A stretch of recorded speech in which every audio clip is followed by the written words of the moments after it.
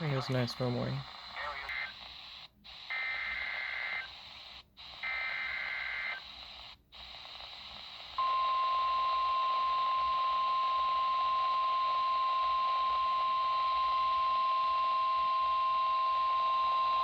Ice storm warning in effect until 7 a.m. Friday for the following counties in Ohio: Hocking, Pike, and Ross.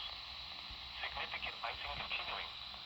Additional snow accumulations at 1 inches of ice accumulations of 2/10 to 1/2 of an inch.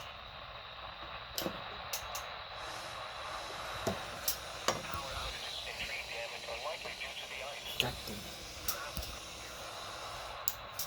Hazardous conditions could impact the morning or evening commute. Wind chills will likely fall to near or below 0 degrees Friday night into Saturday morning. Travel is strongly discouraged.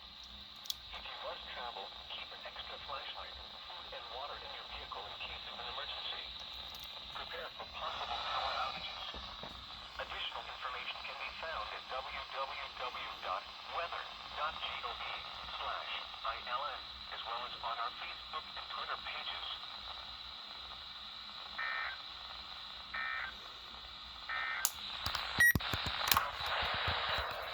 Emergency. Additional information can be found at www.weather.gov/RLX, as well as on our Facebook and Twitter pages.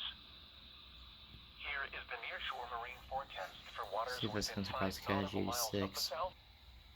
And now, the air quality descriptor of this value is good.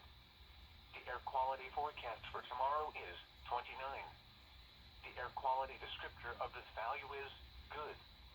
If you have any questions concerning the air quality index or require additional information, please call the Mid-Ohio Regional Planning Commission at area code 614-233-4157 or visit their website at www.morpc.org/program-service/air-quality-program/.